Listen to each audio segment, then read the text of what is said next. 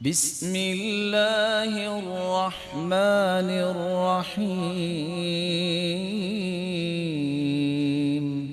رسول اکرم صلی اللہ علیہ وآلہ وسلم نے فرمایا ایاکم والظن، تم بدگمانی سے بچ جاؤ، فإن الظن اکذب الحدیث، ایک ہوتا ہے جھوٹ۔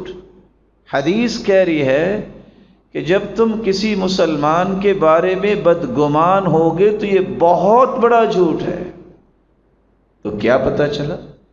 زبان سے بولا گیا جھوٹ چھوٹا ہوتا ہے، سوچ میں جو جھوٹ ہوتا ہے، انسان کے دل میں جو بدگمانی کسی مسلمان کے بارے میں آتی ہے، وہ جھوٹ سے بھی بڑا جھوٹ۔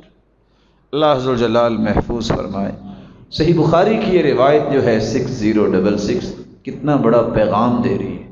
اور آج سوچا جائے کتنے لوگ جھوٹ نہیں بولتے، لیکن وہ ہر وقت دوسروں کے بارے میں بدگمان رہتے ہیں۔ علماء نے یہاں فرق لکھا ہے۔ جھوٹ آپ دن میں 1 2 3 4 5 10 100 بول لیں گے جب تک جاگ رہے ہیں۔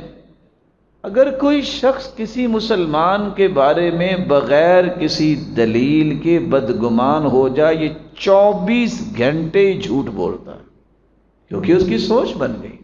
وہ سویا ہوا بھی ہے تو یہ جھوٹ تو اس کی سوچ میں موجود ہے۔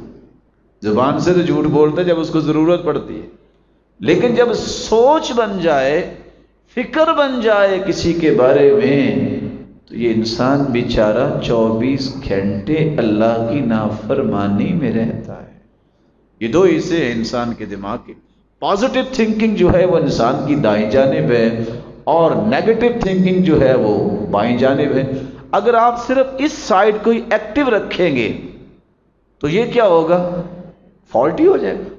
آپ اس کو استعمال ہی نہیں کرتے، اچھی سوچ پیدا ہی نہیں کرتے، یہ حصہ ایکٹیو ہوتا ہی نہیں ہے، نتیجتاً پورا کنٹرول جسم پہ ہوگا تو اسی حصے کا ہوگا، اور اس میں کیا ہے؟ غلط سوچیں، الزام، تہمتیں، اور مسلمانوں کے بارے میں کبھی یہ بدگمان کافروں کے بارے میں نہیں ہوگا۔ پھر نتیجہ کیا نکلتا ہے؟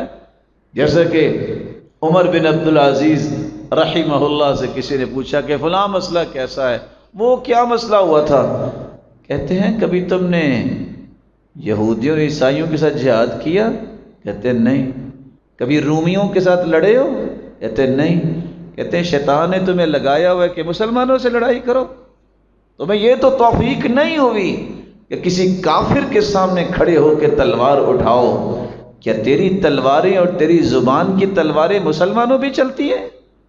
جب سوچ بری بن جائے گی، آپ کا یہ نیگیٹو تھنکنگ جو ہے وہ ایکٹیو رہے گی، تو پھر 24 گھنٹے آپ اللہ ذوالجلال کے ہاں گنہگار لکھے جائیں۔ اللہ ذوالجلال ہمیں محفوظ فرمائے۔